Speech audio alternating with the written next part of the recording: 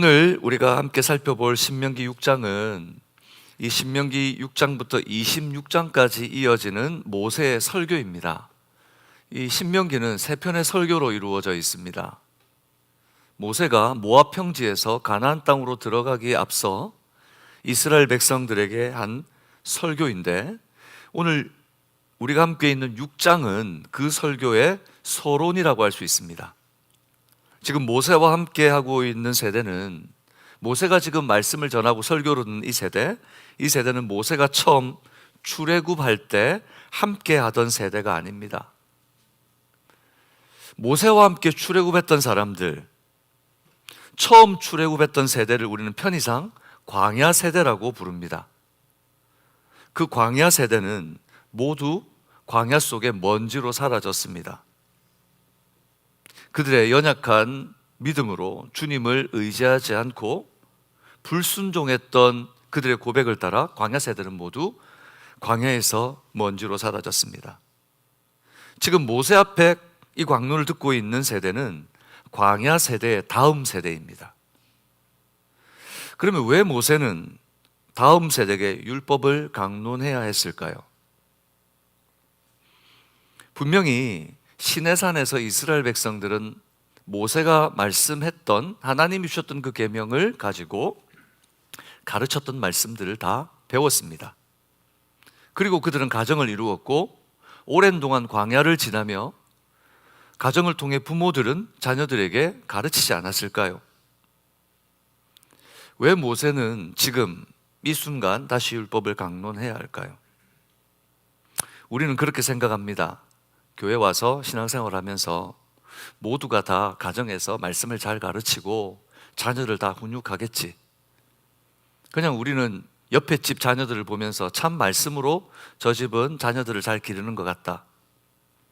그런데 누구의 가정이든 문을 열고 들어가 그 가정 속으로 들어가 보면 하나님의 말씀을 잘 가르쳐야 된다는 것에 늘 우리가 부끄러운 삶을 산다는 것을 고백할 수밖에 없습니다.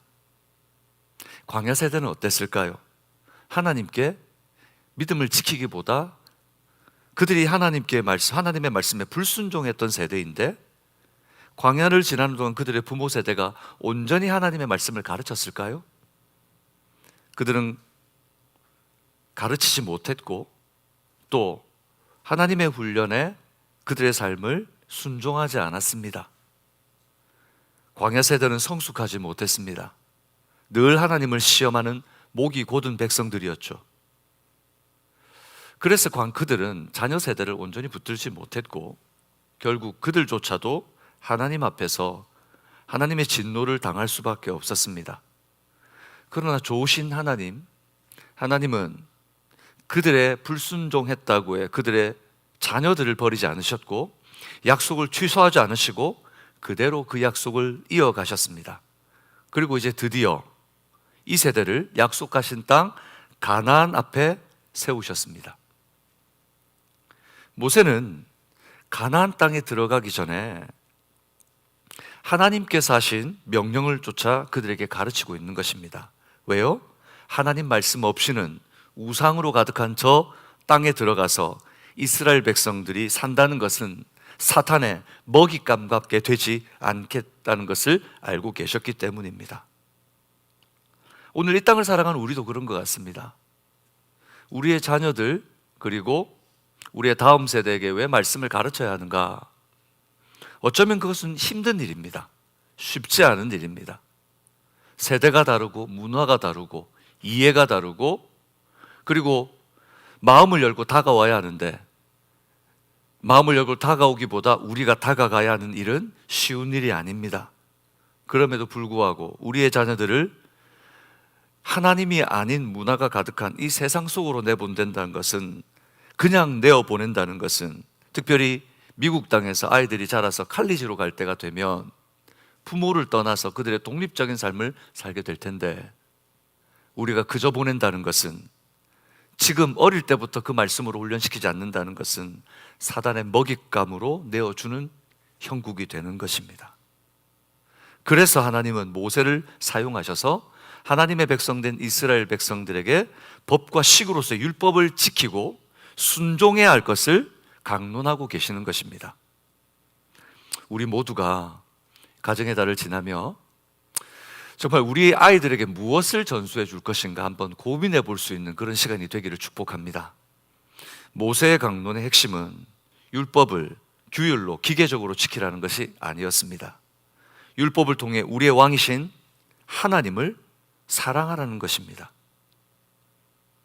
율법을 지키라고 하면 지키라고 하는 명령은 늘 우리에게 강요로 들립니다. 그러나 여러분, 법이라고 하는 것은 강제력이 있지만 또한 이 법은 살리기 위한 것이고 평화를 유지하고 유익과 행복을 도모하기 위한 수단이기도 합니다.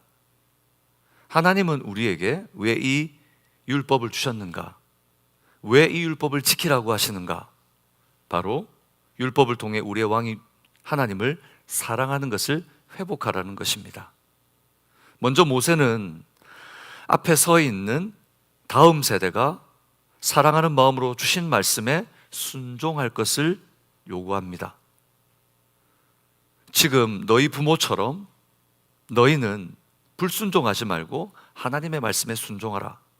그리고 그것으로 끝나는 것이 아니고 자녀들에 대한 책임을 다할 것을 말합니다. 너희 부모와 같이 너희는 그렇게 살지 말고 너희의 책임을 다하라. 부모로서의 책임을 다하라. 하나님이 말씀하시는 자녀는 어떤 존재입니까? 너희의 자녀들에게 내가 낳은 자녀, 우리 자식, 특별히 우리 아시안, 한국 사람들이 말하는 내 자녀는 이 유럽이나 또는 미국의 문화와 다르게 칼리지를 가도 내 자녀고 결혼을 해도 내 자녀고 부모 눈에는 영영 우리 아이는 어린아이일 뿐이죠. 그래서 계속해서 부모가 간섭하고 케어하고 사실은 좀 떨어져 있어야 됩니다. 창조의 원리는 무엇입니까? 남자와 여자가 하나가 되어 부모를 떠나 한 가정을 이루는 것입니다. 그런데 오늘 이 자녀들은 도대체 우리에게 어떤 존재인가? 성경이 말하는 여러분들에게 있는 여러분의 자녀는 어떤 존재입니까? 시편 127편 3절은 이렇게 말합니다. 우리 같이 읽어볼까요? 보라, 자식들은 여호와의 기업이요 태의 열매는 그의 상급이로다. 자식은 여호와의 기업이래요. 태의 열매는 그의 상급이랍니다. 이 자녀, 하나님 주신 자식은 어떤 존재인가? 하나님이 맡겨주신 기업이고 그럴 뿐만 아니라 상급고 선물로 주신 기쁨의 이유라고 말씀합니다. 자녀는 여러분, 우리가 어떤 것보다도 우리의 삶에서 이루는 가장 큰 성공의 이유인 줄 믿습니다. 그래서 우리의 인생에 여러분 열심히 일하고 벌어서 그 모든 물질들이 대부분 다 어디로 갑니까? 우리가 무엇으로 기쁨을 얻습니까? 어떨 때 가장 행복합니까? 바로 우리 자녀입니다. 그래서 하나님의 말씀은 진리이시며 하나님의 말씀은 바로 적실합니다. 보라, 자식들은 여호와의 기업이요 태의 열매는 그의 상급이라. 그러니 특별히 너희의 자녀들에게 바로 오늘 6장 4절부터 9절 오늘 본문이 포함되어 있는 쉐마 이스라엘이라는 바로 이 말씀을 통해 하나님께서 이 부모 세대들이 했던 어리석은 전철을 따르지 말고 너희들은 자녀들에게 이 생명과 축복의 말씀을 전수해 주라 명령하고 있는 것입니다. 이것은 그때 그들에게 주신 명령일 뿐만 아니라 바로 여러분과 저에게 주시는 명령입니다. 오늘 우리는 우리의 자녀에게 어떤 부모인가? 오늘 어린이 주일을 맞아 다음 세대를 세우는 교회의 비전을 우리가 다짐하고 부모 세대로서 이 복된 일을 결단하시기를 주님의 이름으로 축복합니다. 먼저 우리가 살펴볼 것은 1번, 첫 번째 같이 한번 읽겠습니다. 먼저 부모가 하나님의 사랑을 회복해야 합니다. 오늘 부모로서 자녀를 어떻게 가르칠 것인가 말씀하고 하시기에 앞서 하나님은 먼저 부모 세대가 된 이들에게 이렇게 6절에 말씀하십니다. 6절 읽겠습니다. 오늘 내가 내게 명하는 이 말씀을 너는 마음에 새기고, 오늘 내가 내게 명하는 이 말씀을 너는 마음에 새기고. 여기서 말하는 내게 명하는 말씀, 이 말씀이란 무엇을 의미하는 것입니까? 바로 십계명과 율법, 즉 하나님께서 주신 모든 계명, 하나님의 명령하신 말씀을 의미합니다. 하나님의 모든 말씀을 너는 마음에 새기라 말씀하고 있습니다. 너는 마음에 새기라. 근데 여기서 한글 번역으로 새기라라고 하는 바로 이 표현은 사실은 새기라라는 마음보다 원어적 표현은 너의 마음에 항상 있게 하라라는 것이 더 적합한 표현입니다. 너의 마음에 항상 있게 하라. 어쩌면 그것을 강조하다 보면 새기라라는 것으로 표현할 수 있겠습니다. 오늘 부모 세대에게 하나님께서 아이들을 가르치기 전에 부모로서 자녀들에게 뭔가를 가르치면서 그들을 훈계하기 전에 먼저 부모로서 너의 마음에 항상 하나님의 말씀이 있게 하라. 다시 말하면 이 말씀이 의미하는 것은 바로 이것입니다. 자녀들의 부모로서 권위를 주장하기 전에 먼저 늘 기억해야 할 것이 있다. 그것이 뭐냐면 바로 너 자신을 하나님 앞에서 점검해 보아야 한다. 무엇보다 부모로서 가르치는 너희가 하나님의 말씀을 지워지지 않게 마음에 항상 간직하기를 힘쓰는 삶을 살아라. 어떠한가? 너희는 하나님의 말씀 앞에 서 있는가? 오늘 하나님께서 모세를 통해 묻고 있는 것입니다. 여러분, 자녀들 앞에 섰을 때 우리가 하나님 앞에 온전히 서 있는 부모들이 되시기 바랍니다. 누군가에게 우리는 다 근사한 사람으로 보일 수 있습니다. 그리고 그 근사한 모습을 꾸며낼 수도 있습니다. 그러나 자녀들 앞에서는 그럴 수 없습니다. 다 보입니다. 다 보여집니다. 오늘 하나님의 말씀은 정말 우리에게 경종을 울립니다. 자녀들 앞에 가르치고 훈계하기 전에 너는 말씀 앞에 서 있는가? 만약 이 말씀의 의미를 제대로 확인하지 않는다면 이 주신 말씀을 그냥 제대로 확인하지 않고 우리 읽어만 급히 읽고 지나간다면 단순한 격언이나 속담 정도로 여기고 지나갈 수도 있을 겁니다. 그리고 이 말씀을 그렇게 뜻깊게 여기지 않을 겁니다. 그러나 이 말씀은 권유의 말씀이 아닙니다. 네가 좀 해보겠니? 네가 그렇게 좀 했으면 좋겠다 라는 하나님의 말씀이 아닙니다.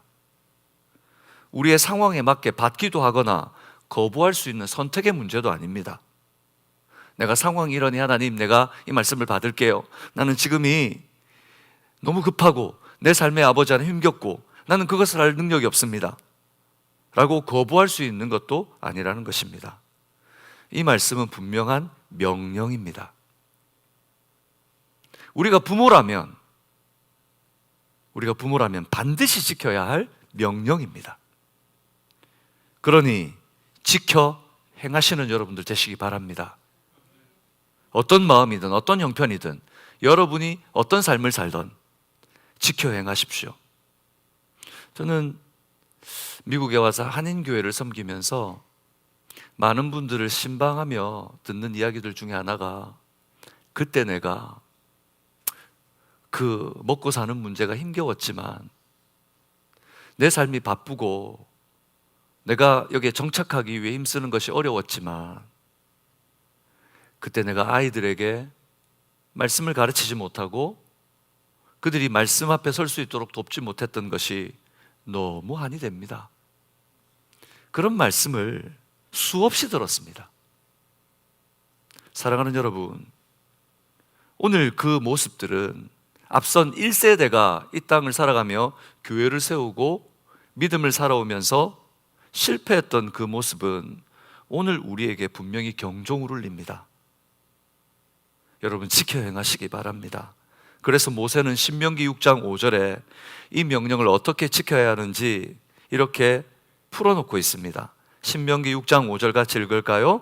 너는 마음을 다하고 뜻을 다하고 힘을 다하여 내 하나님 여호와를 사랑하라. 다시 한번 읽겠습니다. 너는 마음을 다하고 뜻을 다하고 힘을 다하여 내 하나님 여호와를 사랑하라. 마음을 다한다고 할 때 우리는 어떤 것을 연상할 수 있습니까? 마음을 다한다. 흔히 말하는 영혼을 갈아 넣는다라고 하는 현대적 의미로도 지나치지 않습니다. 진짜 내 영혼을 갈아 넣는 거죠. 내 영혼을 온통 쏟아 놓는 것입니다. 뿐만 아니라 뜻과 힘을 다해라는 것은 무엇입니까? 나의 지혜와 나의 능력을 바로 이것에 쏟아 붓는 삶을 얘기하는 것입니다. 잠언 3장 1절에서 3절은 이렇게 우리에게 권면합니다. 같이 읽어볼까요? 내 아들아, 나의 법을 잊어버리지 말고 내 마음으로 나의 명령을 지키라. 그리하면 그것이 내가 장수하여 많은 해를 누리게 하는 평강을 더하게 하리라. 인자와 진리가 내게서 떠나지 말게 하고 그것을 목에 매어 내 마음판에 새기라. 여러분, 이것에 힘을 쓰시는 부모 세대들 되시기를 주님의 이름으로 축복합니다. 정말 말씀을 붙드십시오. 말씀을 붙드십시오. 내가 하나님을 사랑해야 되는 것은 분명합니다. 내가 하나님을 의지해야 되는 것은 분명합니다. 그러나 그 삶은 그냥 내가 서 있는 바로 그 삶이 나만의 삶이 나만의 레이스가 아니라는 것입니다. 나의 뒤를 따라오는 나의 자녀들이 나의 등 뒤를 보고 여러분의 길을 걷습니다. 그러니 오늘 하나님은 바로 네가 온 마음을 다해 온 뜻을 다해 하나님을 사랑하는 것, 그게 바로 너의 가정을 세우는 가장 복된 삶이라고 가르치고 있습니다. 하나님께서 이렇게까지 강조하는 이유는 뭔가?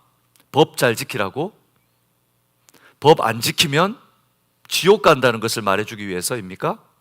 율법 안 지키면 하나님 나라 가지 못한다는 것을 말해주기 위해서인가요? 아닙니다. 이 속에 놀라운 비밀이 숨겨져 있기 때문입니다. 출애굽기 20장 6절에 보면 이렇게 말씀합니다. 나를 사랑하고 내 계명을 지키는 자에게는 몇 대까지? 1000대까지 은혜를 베푸느니라. 저는 여러분의 가정들이 믿음의 명문 가정 되시기를 주님의 이름으로 축복합니다. 그러려면 어떻게 해야 됩니까? 1000대까지 은혜를 누리는 하나님의 은혜가 늘 여러분의 가정 가운데, 여러분의 자녀 가운데, 자녀 손 가운데, 그 다음 세대가 이어지려면 어떻게 해야 됩니까? 바로 우리가 하나님의 계명을 사랑하고 지키는 삶을 바로 내가 사는 것입니다. 우리 주님께서 또 요한복음에 약속해 주셨습니다. 요한복음 14장 21절 같이 읽어볼까요? 나의 계명을 지키는 자라야 나를 사랑하는 자니 나를 사랑하는 자는 내 아버지께 사랑을 받을 것이요 나도 그를 사랑하여 그에게 나를 나타내리라. 여러분, 얼마나 아름다울까요? 우리 아버지, 우리 어머니가 하나님을 사랑하고 주님을 만나고 주님과 동행하는 삶을 사는 그 모습을 보는 자녀들은 어떨까요?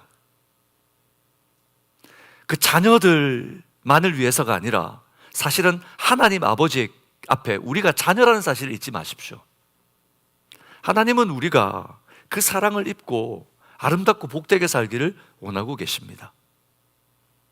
나의 계명을 지키는 것, 하나님의 말씀을 지키는 것, 하나님의 말씀을 붙들고 내가 먼저 사는 것, 그것은 자녀를 위하여 부모로서의 사명이기도 하지만 우리가 하나님의 은혜를, 복을 누리는 복된 삶이기도 하다는 것입니다. 그래서 말씀대로 사는 것은 여러분 힘겨운 것이 아닙니다. 혹시 말씀대로 사는데 힘겹고 어렵고 여러분 두렵습니까? 그것은 하나님 주시는 마음이 아닙니다. 말씀대로 사는 삶은 힘겨울 수가 없습니다. 오늘 주님의 말씀처럼 나의 계명을 지키는 자에게는 하나님께서 사랑하시고 예수님께서도 그에게 함께 하시는 역사가 일어나는 것을 저는 믿습니다. 말씀을 따르는 삶은 수고하고 무거운 짐을 주님께 맡겨드리는 은혜의 현장이라는 것을 잊지 마시기 바랍니다. 말씀을 따라 말씀을 붙들고 사는 삶은, 말씀에 내 삶을 갈아놓는 삶은 소모적인 시간이 아닙니다. 하늘의 보화를 쌓는 시간입니다. 그것은 하나님이 우리를 위하여 하나님의 영광을 준비하는 시간입니다. 그리고 자녀들에게 무엇보다 귀한 유산이 되는 보배로운 시간이 될 것을 저는 믿습니다.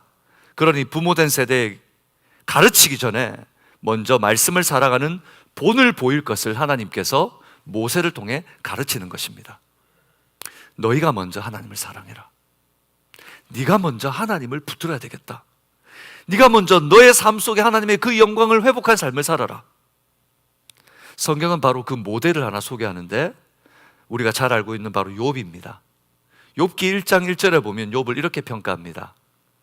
욥기 1장 1절 같이 한번 읽어볼까요? 우스 땅에 욥이라 불리는 사람이 있었는데 그 사람은 온전하고 정직하여 하나님을 경외하며 악에서 떠난 자라.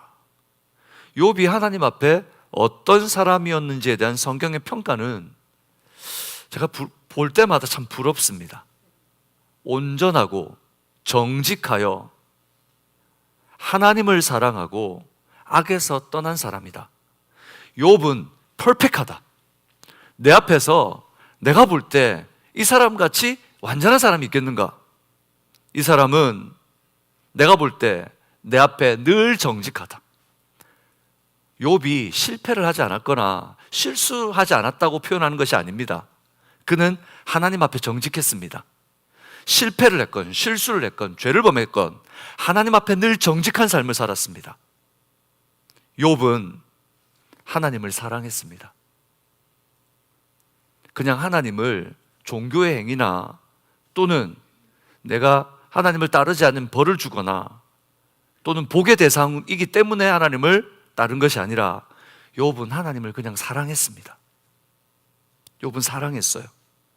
그래서 악에서 떠났습니다. 그렇다면 욥은 일상의 삶에서 바로 이런 삶이 어느 정도의 경건으로 나타났을까요? 하나님 왜 욥을 이렇게 평가하고 있을까요? 1장 5절에 보면 그것이 나타나 있는데, 그들이 차례대로, 그들은 자기 아들들입니다. 자녀들입니다. 그들이 차례대로 잔치를 끝내면 욥이 그들을 불러다가 성결하게 하되, 같이 읽을까요? 아침에 일어나서 그들의 명수대로 번제를 드렸으니 이는 욥이 말하기를 혹시 내 아들들이 죄를 범하여 마음으로 하나님을 욕되게 하였을까 함이라. 그 다음에 뭐라 그럽니까? 욥의 행위가 항상 이러하였더라. 이것은 그냥 샘플입니다. 욥은 늘 항상, 어떤 때는 또 어떤 때는 변수가 있는 것이, 핑계가 있는 것이 아니라 항상 하나님 앞에 이런 삶을 살았습니다. 여러분, 이런 욥의 뒷모습을 본 자녀들은 어떤 영향을 받았을까요? 어떤 자녀들이 되어갔을까요? 그러나 여러분 조심하십시오. 혹시 하나님을 사랑하는 것, 이 본질적인 것보다 자녀를 하나님보다 더 높이 세우지 마십시오. 하나님께서 자녀들을 위하여 부모가 본을 보이라고 했지만 자녀를 책임지고 맡겨주신 자녀를 우리가 이렇게 세우고 기르고 그들에게 본을 보이는 것이지, 그 자녀를 주신 분이 누구라는 사실을 잊지 마십시오. 그 자녀의 주인은 누구이십니까? 하나님이십니다. 그러므로 하나님을 두려워하지 않는 자녀들이 길러질까 조심하십시오. 사랑하되 하나님을 두려워할 수 있게 해야 됩니다. 사랑할 수 있게 훈육해야 됩니다. 그러니 무엇보다 여러분의 삶의 태도가 너무 중요합니다. 부모로서의 나의 삶이 너무 중요합니다. 예수님께서도 어느 날 자기가 고난을 받고 죽임을 당할 날이 가까워 왔을 때 그것을 아시고 제자들의 발을 씻겨주셨죠. 제자들이 깜짝 놀라서 만류하고 부담스러워서 예수님 하지 말라고 합니다. 예수님이 끝까지 섬기셨습니다. 끝까지 섬기셨습니다. 다 마친 후에 제자들에게 예수님께서 뭐라고 하셨습니까? 내가 너희에게 행한 것 같이 너희도 행하게 하려 하여 내가 본을 보였노라. 우리 주님도 이렇게 본을 보이셨다면 이제 제자된 우리는 어떤 길을 걸어야 되겠습니까? 어떤 부모가 되어야 되겠습니까? 사랑하는 방주의 가족 여러분, 가르치고 훈육하고 나무라기 전에 아이들의 부족한 부분을 보며 염려하기 전에 먼저 부모 세대가 하나님의 사랑을 회복하는 부흥이 일어나기를 주님의 이름으로 축복합니다. 우리 안에 부흥이 일어나야 됩니다. 우리 하나님을 우리 안에서 만나고 주님께 고백하는 삶이 일어나야 됩니다. 우리가 먼저 본을 보이고 믿음에 서서 주님을 닮아가면 다음 세대를 세우는 교회와 가정이 될 것을 저는 믿습니다. 그것은 자연스럽게 일어나는 것입니다. 억지가 아닙니다. 우리 좌우에 있는 분들에게 이렇게 한번 권면합시다. 내가 먼저 하나님을 사랑하겠습니다. 그것을 먼저 회복하십시오. 그리고 나서야 우리가 해야 되는 것이 바로 준비된 말씀을 자녀들의 마음에 새기는 일입니다. 내가 준비된 이 말씀을 자녀들이 이제 새겨 넣어야 합니다. 신명기 6장 7절은 이렇게 말씀하죠.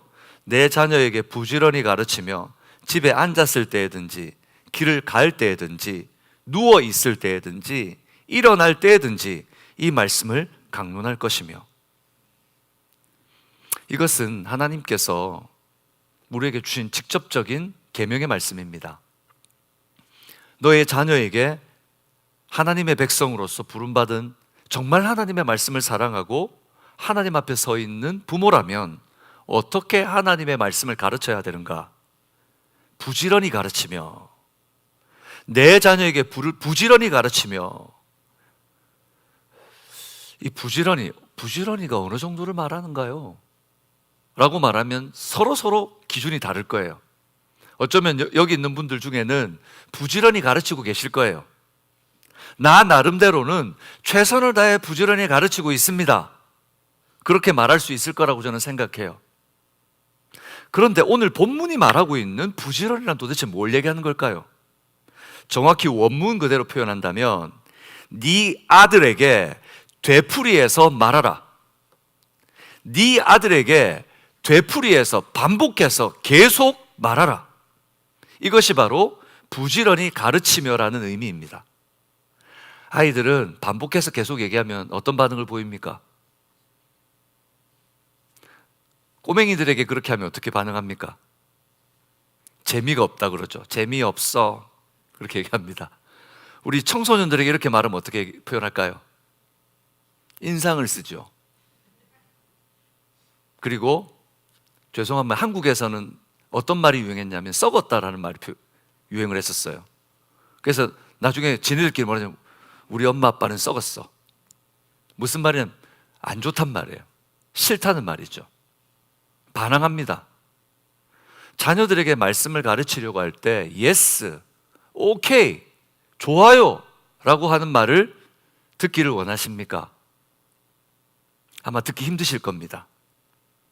그럼 우리는 어떻게 해야 될까요? 포기해야 됩니까? 아니요. 하나님은 분명히 말합니다. 네 아이들에게 되풀이해서 계속해서 말하라. 여기서 부지런히라는 단어는 의외의 단어 의미가 담겨져 있습니다. 이 부지런히는 예리하게 하다, 날카롭게 하다라는 의미가 담겨져 있습니다. 마치 이 이미지는 망치와 끌을 가지고 단단한 석판에 글자를 새겨놓기 위해서 아주 뾰족한 망치질을 해가며 새겨넣는 모습을 그대로 표현하는 거죠. 조각가의 모습을 연상하게 됩니다. 더 깊이 패이면 다른 것들이 깨어져서 형상이 안 나오고, 너무 힘이 없이 때리면 파이지도 않습니다. 적당한 힘으로 필요한 만큼의 원하는 것이 새겨지기 위하여 분별해서 때려야 되는, 바로 온 몸의 신경과 힘을 집중해서 힘을 조절해서 때리는 바로 그 조각가의 모습을 표현하고 있는 것이 부지런히라는 말입니다. 생명력 있는 하나님의 말씀이 자녀들의 마음과 영혼에 파고들 수 있는 예리한 말씀의 검을 준비해야 합니다. 부모가 말씀을 모르고 부모에게 말씀을 묻는 자녀들 앞에 혹시 답할 준비가 되어 있지 않습니까? 여러분들은 그 자녀들의 물음에 답할 준비를 하고 살아가고 계십니까? 교회에 자녀들을 맡겨놓으면 자연스럽게 아이들이 자랄 거라고 생각하십니까? 자녀들은 부모에게 맡겨주셨지 교회 교사들에게 맡겨주지 않았습니다. 여러분은 어떻게 그 예리한 검을 준비하고 계십니까? 한 번의 요행을 바라지 말라는 겁니다. 한 번 말했다고 우리 아이가 바뀌고 우리의 자녀들이 변화되지 않는다는 겁니다. 반복해서 계속적으로 새겨야 한다는 것입니다. 이것은 대단한 집중력이 필요한 일입니다. 우리의 자녀들에게 세상적인 것 아니라 하나님의 말씀을 집중해서 가르친다는 것은 내가 하나님을 그렇게 향해 살지 못하면 불가능한 일입니다. 지속적으로 이루어져야 됩니다. 한 번 하고 잊어버렸다가 내가 급한 일로 쫓기다가 그런 지속적이지 못한 모습은 오히려 우리에게 역효과를 낳기도 합니다. 그리고 온전히 명확히 새겨지게 하기 위해서는 계속 점검해야 합니다. 망치로 두들겨서 조각들이 흩어져서 그것이 제대로 파였는지 안 파였는지 모릅니다. 그래서 후후 불어가며 먼지를 떨어내고 깨어진 조각들을 치워야 얼마나 파였는지를 알게 됩니다. 계속 점검해보고 계속 살펴보고 계속 들여다보지 않고서는 불가능하죠. 바로 이런 작업은 힘든 일입니다. 자녀를 말씀으로 키운다는 것은 쉬운 일이 아닙니다. 그러나 우리는 이 과정을 순종해서 걸어간다면 놀라운 일을 목격하게 될 겁니다. 아무리 해도 내 실력으로는 안 돼요. 아무리 해도 내 믿음으로 하나님 이 자녀들을 바꿔놓을 수가 없는 것 같아요. 그러나 히브리서 4장 12절은 이렇게 말합니다. 우리 한번 같이 읽을까요? 하나님의 말씀은 살아있고 활력이 있어 좌우의 날선 어떤 검보다도 예리하여 혼과 영과 및 관절과 골수를 찔러 쪼개기까지 하며 또 마음의 생각과 뜻을 판단하나니. 나는 힘이 없는데, 나는 요것밖에 못했는데 내가 새겨놓은 바로 점과 같은, 어쩌면 흔적 같은 하나님의 말씀이 살아있어서 그 하나님의 말씀 자체가 심령 안에서 살아 역사하실 것을 저는 믿습니다. 여러분, 그것을 보게 될 겁니다. 우리 아이에게 암기하게 바로 한 절의 말씀, 우리 아이에게 가르쳐준, 내가 어느 날 식탁 자리에서 가르쳐준 말씀의 원리, 그것이 살아 움직여 아이들의 삶을 이루어가는 역사를 보게 될 것입니다. 우리가 순종해서 하기로 결단하고 집중하여 내 삶의 어떤 과정 속에서 말씀으로 붙들기로 결단한다면 여러분들은 바로 그 현장을 목격하게 될 것입니다. 디모데후서에서는 우리가 한 가정을 발견하게 되는데 바로 디모데의 가정이죠. 디모데후서 1장 5절에 보면 디모데의 가정을 이렇게 소개합니다. 우리 같이 읽을까요? 이는 내 속에 거짓이 없는 믿음이 있음을 생각함이라.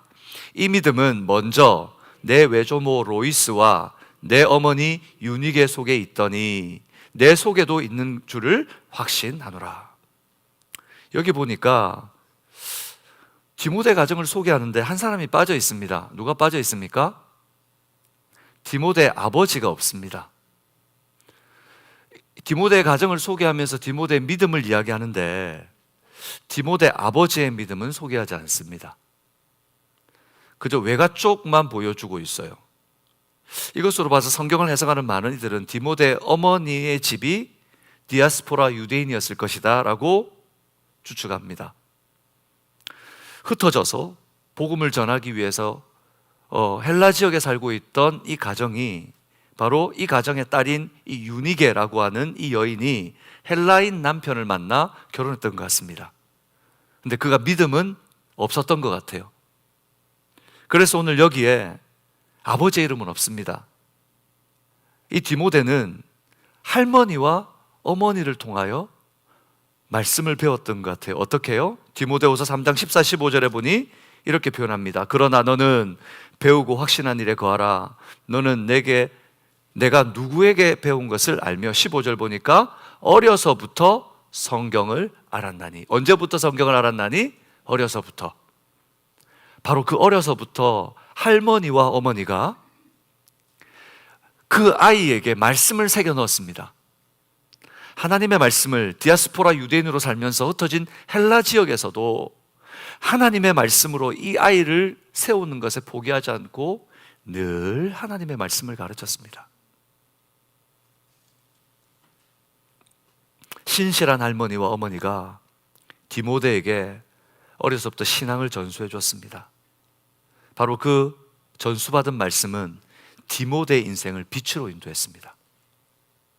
어쩌면 디모데는 바울처럼 하나님을 영광스러운 산상에서 만났다든지 또는 역사하는 하나님을 극적으로 만난 어떤 모습도 없습니다. 디모데는 그저 어렸을 때부터 어머니와 할머니로부터 말씀을 조근조근 있는 그대로 배웠습니다. 그런데 하나님의 때가 되었을 때 하나님은 바울을 만나게 하시고 이 디모데를 하나님의 복음의 사역에 위대한 사역자로 사용하십니다. 저는 우리 교회 자녀들이 하나님 앞에 영광스럽게 쓰임받기를 기도합니다. 우리 자녀, 저의 자녀뿐만 아니라 우리 방주 선교교회에 소속된 성도들의 모든 가족들이, 모든 자녀들이 지금 교회에 출석하고 있거나 아니면 출석하지 못하고 방황하고 있거나 또는 가정을 이루었거나 이 모든 자녀들이 하나님께 영광스럽게 쓰임받기를 원해요. 그런데 바로 그 열매는 하나님의 말씀에 달려있다는 거예요. 하나님의 말씀이 그 영혼 속에 들어가 있을 때에 그를 빛으로 인도한다는 겁니다. 시편 119편 105절에 이렇게 말합니다. 주의 말씀은 내 발의 등이요 내 길에 빛이니이다. 우리의 삶에 빛이 있다면, 우리 아이들의 삶에 등이 있다면 어두운 삶의 연장에 어떻게 살아갈 수 있을까요? 시편 119편 129절과 130절에는 또 이렇게 말합니다. 같이 읽겠습니다. 주의 증거들은 놀라우며 내 영혼이 이를 지키나이다. 우리 한번 없군요. 찾아봅시다. 시편 119편 129절과 130절입니다. 시편 119편 129절과 130절. 우리 한번 찾아서 같이 한번 읽어봅시다. 시편 119편 119편입니다. 119편 129절과 130절. 129절과 130절 같이 읽겠습니다. 주의 증거들은 놀라우며 내 영혼이 이를 지키나이다. 주의 말씀을 열면 빛이 빛이여 우둔한 사람들을 깨닫게 하나이다.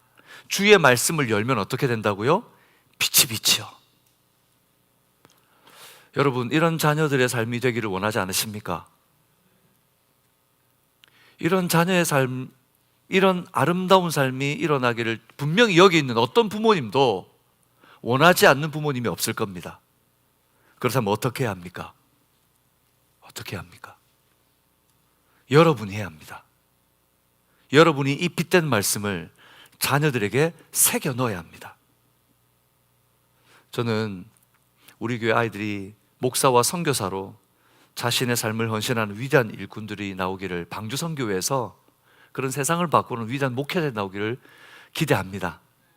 주신 달란트와 은사를 따라 능력을 탁월하게 사용하셔서 정치, 경제, 문화, 이 미국의 말씀의 변형을 일으킬 수 있는 청교도의 문화가 사라지고 말씀이 사라지고 말씀의 기준이 사라진 바로 이런 땅에서 다시 한번 이민교회에서 우리 다음 세대들이 그런 놀라운 일을 할 수 있기를 저는 기대합니다. 우리 아이들 보면서 돌아다니는 아이들, 쟤네들이 뭘 할 수 있겠어? 아닙니다. 여러분, 씨를 심을 때 씨를 심는 사람들이 그 나무를 기대할까요? 기대하지 않을까요? 기대하죠. 그 씨가 무슨 열매인지 알면, 그 씨가 무슨 열매인지 모르면 기대를 못합니다. 우리는 믿음으로 그 아이들을 심어야 됩니다. 이 아이들이 어떤 사람이 될 거라고? 목회자가 될 거라고, 선교사가 될 거라고, 정치, 경제, 문화 이 영역을 바꿔놓을 한 사람이 될 거라고 믿음으로 하나님 앞에 심어야 될 줄 믿습니다. 이 아이들이 뭐가 돼? 아이고 얘네들이 뭘 한다고. 말로라도 우리가 하나님 앞에 그런 고백을 해서는 안 됩니다. 나무랄 때도 네가 왜 그랬어?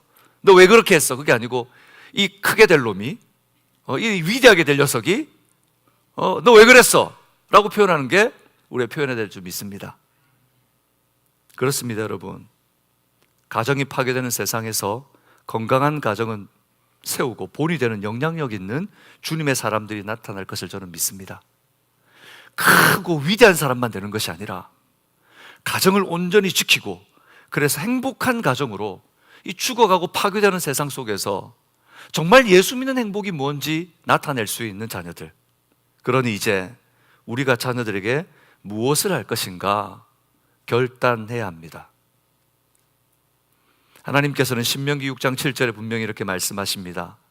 집에 앉았을 때에든지 길을 갈 때에든지 누워 있을 때에든지 일어날 때에든지 이 말씀을 강론할 것이며.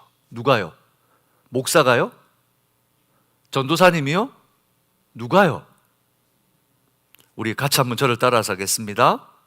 집에 앉았을 때에든지 길을 갈 때에든지 누워 있을 때에든지 일어날 때에든지 제가 말씀을 가르치겠습니다. 왜 제일 마지막은 적어줘요? 어디서나 무엇을 하든지 끊임없는 반복된 말씀을 가르치는 사명, 그것이 바로 우리 부모에게 주신 사명입니다. 부모들이 자녀에게 믿음의 모판을 깔아주십시오. 아이들이 무럭무럭 자랄 수 있도록 믿음의 모판을 깔아주시고 그 모판 위에서 아이들이 마음껏 믿음으로 자랄 수 있도록 하는 것, 그것이 우리 부모 세대가 해야 될 일입니다. 우리 부모 세대가 자녀들에게 말씀을 온전히 새겨 넣을 때 묵시가 없으면 백성이 방자에 해가거니와 율법을 지키는 자는 복이 있느니라. 여러분, 앞에 있는 묵시가 없어 방자에 행하는 자녀들을 원하세요? 아니면 율법을 지켜 복된 자녀들이 되기를 원하세요? 다 복된 자녀 되길 원하시겠죠? 가르치십시오. 방자한 인생이 아니라 하나님을 아는 복 있는 인생, 하나님이 그런 자녀들을 영광스럽게 사용하실 것을 저는 믿고 여러분에게 또 축복합니다. 말씀을 정리하겠습니다. 부지런히 가르치라. 날카로운 정으로 글자를 새겨넣듯 우리의 자녀들의 심령 속에 하나님의 말씀을 새겨 넣어라. 오늘 어린이 주일을 맞이하면서 우리가 자녀들에게 무엇을 줄 것인가? 우리가 어떤 부모가 될 것인가? 우리가 함께 하나님의 말씀 앞에 우리 자신을 먼저 올려놓아 봅니다. 사랑하는 여러분, 무엇보다 먼저 부모가 하나님의 사랑을 회복해야 된다는 거 잊지 마시기 바랍니다. 내가 하나님의 말씀이 없는데 잔소리하고 나무란다고 변화되지 않습니다. 흔히 이렇게 말하죠. 주위의 사람들이 떠나게 하려면 충고하라. 그러면 너 혼자 있을 것이다. 그러나 바보가 되라. 그러면 주위에 사람들이 몰려올 것이다. 어쩌면 때때로 부모는 모자란 듯 그렇게 자리를 내어주고 자녀들이 오게 해야 합니다. 그것은 내가 하나님을 먼저 사랑하는 모습입니다. 그리고 준비된 말씀을 자녀들의 마음에 새겨 넣으십시오. 말씀 안에 양육되어 그 말씀이 새겨진 자녀들, 하나님께서는 영광스럽게 사용하실 줄로 저는 믿습니다. 그 소망의 시작이 바로 나로부터 시작되어야 됩니다. 바로 납니다. 여러분이 그 복된 자리에 앉아 있는 우리 자녀들 세우는 부모 세대들 되시기를 주님의 이름으로 축복합니다.